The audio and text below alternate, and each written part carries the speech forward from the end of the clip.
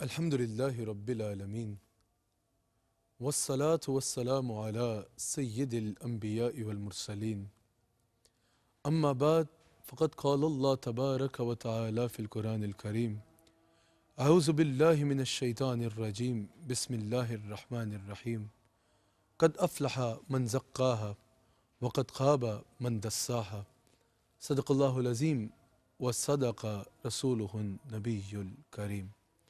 ناظرین اکرام، ARYQ T V پر آپ programme دیکھ رہے ہیں تعلیمات غوث اعظم، جو اس عشرہ غوث اعظم میں روزانہ ARYQ ٹی وی پر میرا اور آپ کا گفتگو کا سلسلہ ہے۔ روزانہ ہم تعلیمات غوث اعظم میں سے کسی نئے پہلو پہ غور کرتے ہیں۔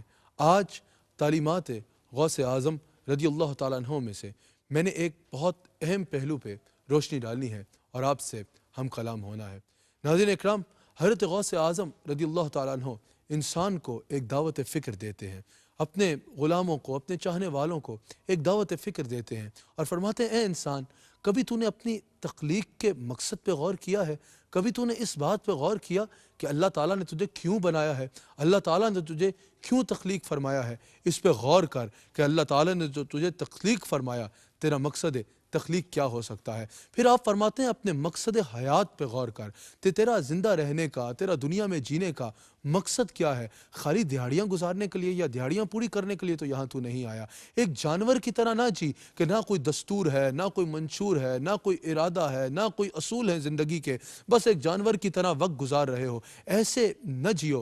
حضرت غوث اعظم فرماتے ہیں کہ ایک ضابطہ حیات طے کرو اپنے لیے۔ آپ فرماتے ہیں کہ اپنے لیے ایک وے آف لائف طے کرو اور پھر اس کے مطابق زندگی گزارو۔ اپنا مقصد حیات طے کرو کہ تمہیں اللہ تعالیٰ نے دنیا میں بھیجا ہے، تمہارا دنیا میں آنے کا، رہنے کا کیا مقصد ہے؟ خالی دہاڑیاں پورے کرنے کے لیے انسان کو اللہ تعالیٰ نے دنیا میں نہیں بھیجا، تمہارا ایک مقصد حیات ہے۔ حضرت غوث اعظم رضی اللہ تعالیٰ عنہ ارشاد فرماتے ہیں اے انسان، اپنے مقصد تخلیق پہ غور کر کہ اس خالق کے، اس مالک کائنات نے، اس خالق کائنات نے، اس اللہ نے انسان کو کس قدر عمدہ اور بہترین صورت عطا فرمائی ہے۔ اللہ نے تمہیں کتنی خوبصورت اور عمدہ صورت عطا فرمائی ہے۔ اللہ چاہتا تو تمہیں جانور بھی بنا سکتا تھا۔ اگر اللہ تمہیں بندر بنا دیتا تو تم اس پہ احتجاج تو نہیں کر سکتے تھے کہ یا اللہ تو نے مجھے انسان کیوں نہیں بنایا۔ اگر اللہ تمہیں کوئی کیڑا بنا دیتا، اگر اللہ تمہیں مکھی بھی بنا دیتا تو تم اس پہ پروٹیسٹ تو نہیں کر سکتے تھے، احتجاج تو نہیں کر سکتے تھے کہ یا اللہ تو نے مجھے انسان کیوں نہیں بنایا۔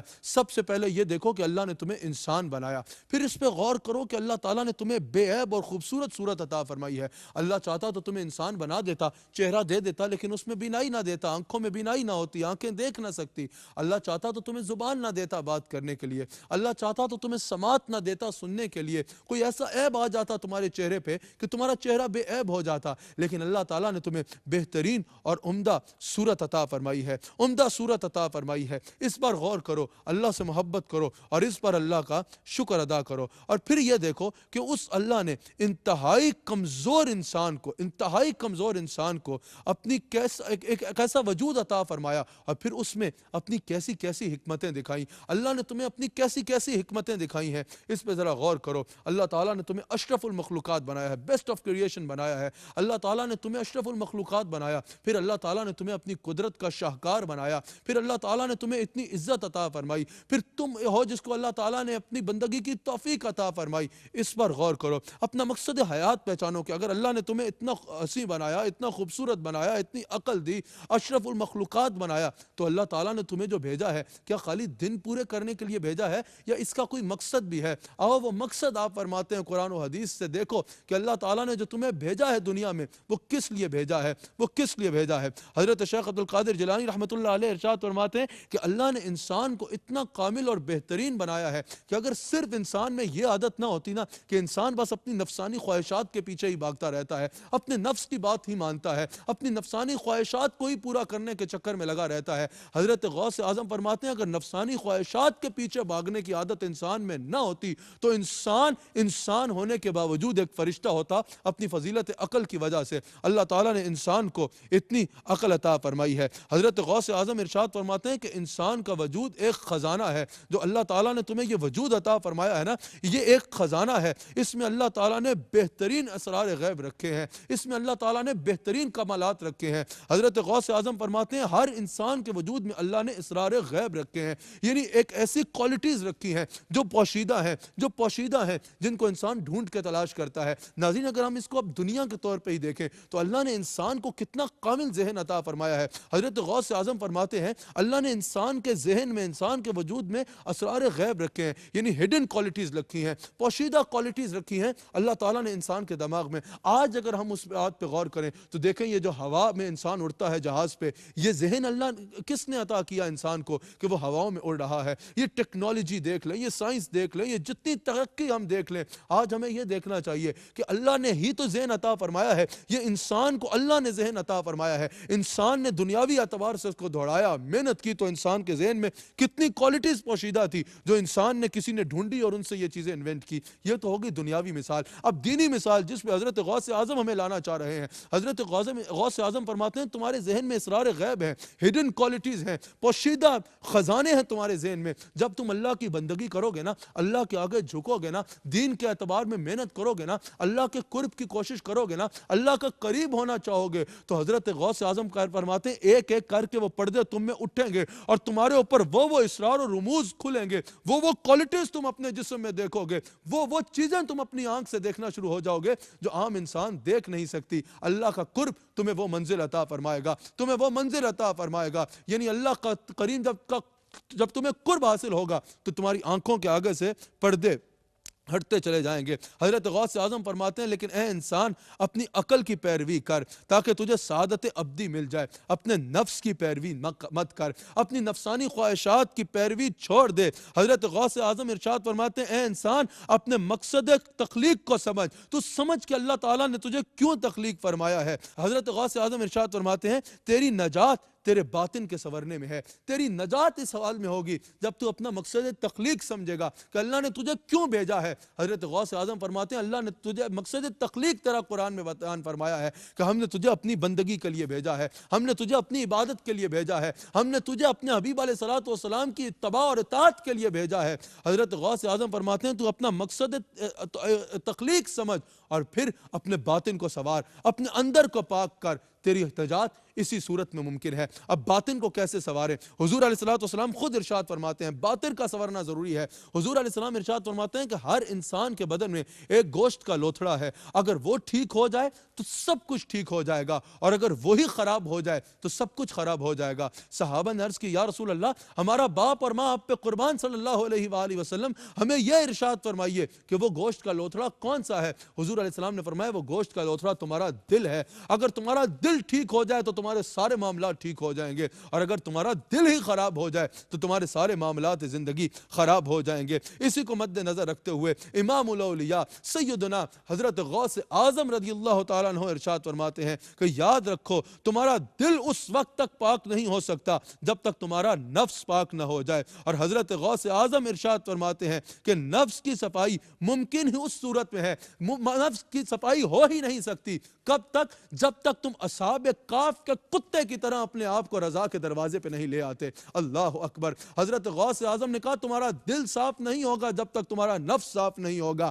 اور تمہارا نفس پاک نہیں ہوگا جب تک تم اصحاب کاف کے کتے کی طرح اپنے آپ کو رضا کے دروازے پہ نہیں ڈال دیتے۔ کیسے؟ اپنی ایگو نکال کے، اپنا تکبر نکال کے، اپنا نفسانی خواہشات نکال کے، اپنی خواہشات نکال کے، جس طرح اصحاب کاف کے کتے نے کیا تھا نا، اصحاب کاف کے دروازے پہ بیٹھ گیا تھا کہ اب نہ دائیں جانا ہے نہ بائیں جانا ہے، اب اپنی کوئی مرضی نہیں ہے، جب تک یہ یہاں بیٹھے ہیں میں بیٹھا رہوں گا۔ جس طرح اصحاب کاف کا کتا ان کے ساتھ بیٹھ گیا تھا نا، بغیر کچھ سوچے سمجھے بس ان کی رضا کے اوپر اپنی رضا کو قربان کر دیا تھا، اس طرح جب تک تم اپنے آپ کو اللہ اور اس کے رسول کی رضا کے دروازے پہ نہیں لے آتے نا کہ یا رسول اللہ اب میں آپ کے دروازے پہ بیٹھ گیا ہوں، اب میری کوئی مرضی نہیں ہے، مرضی آپ کی ہے، اب میری کوئی خواہش نہیں ہے، میری وہی خواہش ہے جو آپ کا فرمان ہے، میں وہی کروں گا جو آپ نے کرنے کو کہا ہے، میں وہ نہیں کروں گا جس سے آپ نے رکنے کو کہا ہے، اب میری ذات ہے ہی نہیں، اب آپ کی مرضی میری مرضی ہے، اب آپ کی خوشی میری خوشی ہے، اب آپ کا فرمان میری جو ہے وہ زندگی کا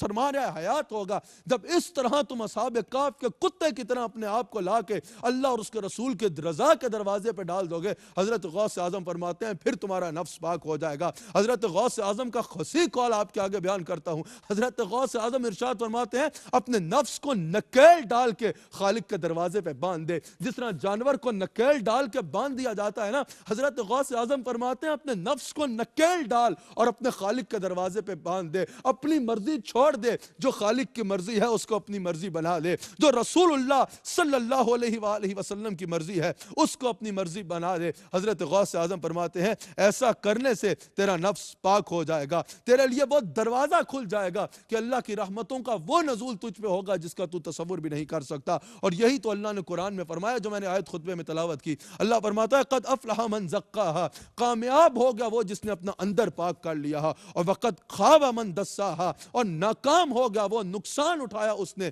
جس نے اپنا اندر ناپاک کر لیا، جس نے اپنا اندر صاف نہیں کیا۔ ناظرین، ہر انسان کے اندر ایک انسان ہوتا ہے، ہر انسان کے اندر، یہ صوفیاء کہتے ہیں کہ ہر انسان کے اندر ایک انسان ہوتا ہے۔ اب آپ اس کو ضمیر کا نام دے دیں، آپ اس کو دل کا نام دے دیں، آپ اس کو ایمان کا نام دے دیں، آپ اس کو ایک سوچ یا تصور کا نام دے دیں، جو بھی آپ اس کو نام دے دیں، ہر انسان کے اندر ایک انسان ہوتا ہے۔ اور وہ انسان کیا کرتا ہے؟ اب اگر میں برائی کرنے لگا ہوں نا، میرے اندر کا انسان مجھے بتائے گا، مجھے اندر دل کے کسی کونے میں ضرور پتا ہوگا کہ یہ جو میں کام کر رہا ہوں یہ اچھا کام نہیں ہے، اس لیے میں برائی کرنے سے آگے بھی دیکھوں گا، پیچھے بھی دیکھوں گا، دائیں بھی دیکھوں گا، بائیں بھی دیکھوں گا برائی کرنے سے پہلے کہ کوئی مجھے دیکھ تو نہیں رہا۔ کیوں؟ کیونکہ میرے اندر کا انسان مجھے بتا رہا ہے کہ حسان، نصیب و رحمان، جو تم کام کر رہے ہو یہ کام ٹھیک نہیں ہے۔ اور اگر میں اچھا کام کروں گا تو اندر کا انسان مجھے بتائے گا کہ یہ کام تم نے اچھا کیا ہے، وہ کام کر کے میں خوش ہوں گا، وہ کام کر کے میں دوسروں کو چاہوں گا کہ وہ دیکھیں کہ میں نے اتنا خوبصورت کام کیا ہے۔ ہر انسان کے اندر ایک انسان ہے جو اس کو بتاتا ہے، ہاں کوئی نفس امارہ کی طرف نہ چلا گیا ہو، نفس مطمئنہ اور نفس لوامہ والے کے اندر ایک انسان ہوتا ہے جو اس کو بتاتا ہے کہ تو یہ صحیح کر رہا ہے اور تو یہ غلط کر رہا ہے۔ صوفیاء کہتے ہیں کہ کوشش کرو وہ اندر کا انسان تمہارے اس باہر کے ڈھانچے، اس باہر کے انسان پہ غالب آ جائے۔ جب وہ اندر کا انسان باہر کے انسان پہ غالب آ جائے گا تو تم کامیاب ہو جاؤ گے، تم کامیاب ہو جاؤ گے۔ صوفیاء فرماتے ہیں کہ نفس کے نزع کرتا ہے، نفس ہمیشہ جھگڑا کرتا ہے، نفس کا کام جھگڑا کرنا ہے، اور اگر تم اس کو درست کرنا چاہتے ہو، یہ غوث اعظم کا قول ہے، حضرت غوث اعظم فرماتے ہیں نفس نزع کرتا ہے، جھگڑا کرتا ہے، اگر تم اسے درست کرنا چاہتے ہو تو اسے مجاہدے میں ڈالو، اسے مجاہدے میں ڈالو۔ مجاہدہ کیا ہے؟ اللہ کی رضا کے لیے محنت کرو۔ فجر کا وقت ہے، نفس کہہ رہا ہے کہ گرم بستر پہ سوتے رہو، تم کہو نہیں میں نے اٹھ کے اللہ کے حضور سجدہ ریز ہونا ہے۔ تمہارے پاس مال ہے، نفس کہہ رہا ہے اس کو سیونگز میں ڈال دو، تم کہو نہیں میں نے صدقہ بھی کرنا ہے، میں نے سب سے پہلے زکوٰۃ بھی دینی ہے۔ نفس تمہیں دنیا کی پیچھے بھاگنے کو کہہ رہا ہے، تم نفس کو مجاہدے میں ڈالو، محنت کرو، مشقت کرو اور اللہ کی رضا کے کام کرو۔ آپ فرماتے ہیں ایسے آہستہ آہستہ تمہارا نفس مطمئنہ بن جائے گا۔ آپ فرماتے ہیں کہ تم ایسا مراقبہ کرو۔ آپ ارشاد فرماتے ہیں اگر اس کو درست کرنا چاہتے ہو تو تمہیں نفس کے مخالفت کرنی ہوگی، اس کو مجاہدے میں ڈالنا ہوگا، اس سے یہ نفس مطمئنہ ہو جائے گا۔ آپ فرماتے ہیں ویسے نفس شر ہی شر ہے، لیکن جب تم مجاہدہ کرو گے، اللہ کی رضا کی خاطر محنت کرو گے تو تمہارا نفس مطمئنہ بن جائے گا۔ جیسا حضور علیہ الصلوۃ والسلام نے ارشاد فرمایا، میرے مصطفیٰ جان رحمت صلی اللہ علیہ وآلہ وسلم ارشاد فرماتے ہیں کہ تب تک کوئی انسان کامل ایمان والا نہیں ہو سکتا جب تک وہ اپنی خواہشات کو میری تعلیمات کے تابع نہیں کر لیتا۔ یعنی اس کی خواہش کچھ اور کہہ رہی ہے اور میں نے کچھ اور کہہ رکھا ہے، وہ چھوڑ دے جو اس کا دل کہہ رہا ہے، وہ کرے جو میں نے کہا ہے۔ حضور علیہ الصلوۃ والسلام فرماتے ہیں جب وہ ایسا کرے گا تو وہ کامل ایمان والا ہو جائے گا، اس کا ایمان